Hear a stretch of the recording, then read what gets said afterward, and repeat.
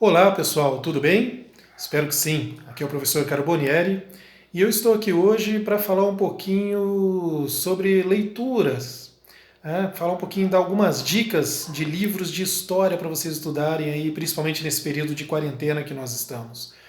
Então temos aí algumas opções interessantes. Claro, vou dar apenas algumas dicas, tem várias outras. E isso está dentro aí de um contexto, de um questionamento que eu venho ouvindo ultimamente de alunos perguntando por que estudar história? Qual a relevância? Para que serve história? Para que eu tenho que saber de coisas que aconteceram há séculos atrás, há milênios? Bom, antes de responder isso, nós devemos lembrar da situação cultural do Brasil, que aí nos últimos 20 anos vem piorando muito. A educação no Brasil ela está infelizmente, entre as piores do mundo e realmente dados que enganam a população, mostrando que há uma aprovação grande, não mostra a realidade de como essa aprovação está sendo feita. Bom, indo direto ao assunto, a relevância da história é para sabermos quem somos. Para que serve a história? Para que serve a gente saber o passado? Para saber quem você é hoje, para saber o que está acontecendo hoje. Então, é só conhecendo a nossa história passada é que sabemos como isso tudo foi construído, como chegamos ao que chegamos hoje, né? Quem somos e até mesmo, por que não dizer, para onde que a gente pode ir daqui para frente. Podemos ter uma perspectiva com a noção do que aconteceu no passado.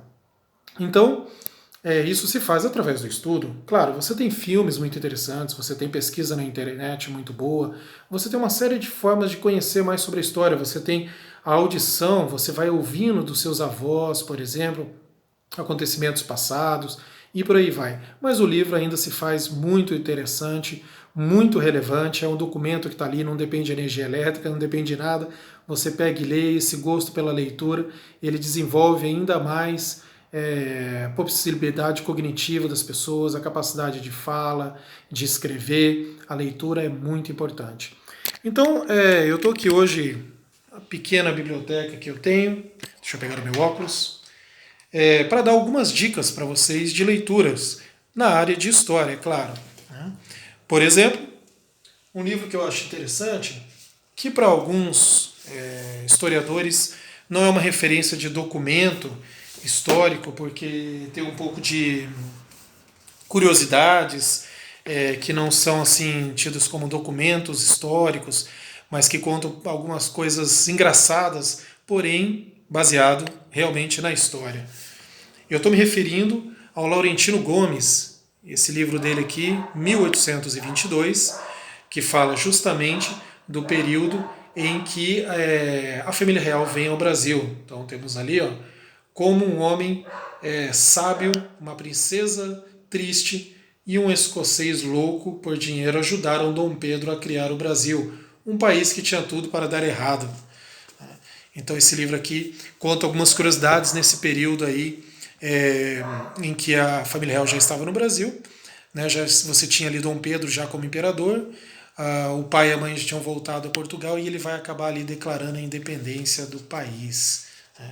Antes dele tem esse daqui, eu coloquei aquele primeiro porque eu acho ele muito interessante para esse momento atual, né? É um momento ali em que começa o período do Brasil como um país independente, mas antes tem esse daqui, 1808, que vai falar justamente então da chegada da família real no Brasil. Eles vieram fugindo lá de Napoleão Bonaparte, que estava conquistando a Europa, e havia um medo muito grande do rei de Portugal, Dom João VI, de ser atacado e de não conseguir lidar com o exército de Napoleão. Ele que não era um rei muito perspicaz, assim, decidia as coisas muito rápido, mas ele vai acabar tendo uma sugestão aí de assessores e vem ao Brasil para fugir de Napoleão. Napoleão no futuro vai dizer aí que mais para frente, né, vai dizer que foi o único rei que enganou ele, e ele vem para o Brasil, que era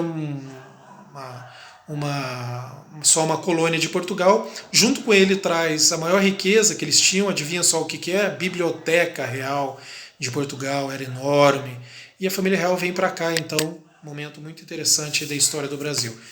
E a trilogia termina com o 1889. Quem lembra o que aconteceu nessa data? Está escrito aqui, ó, Proclamação da República do Brasil.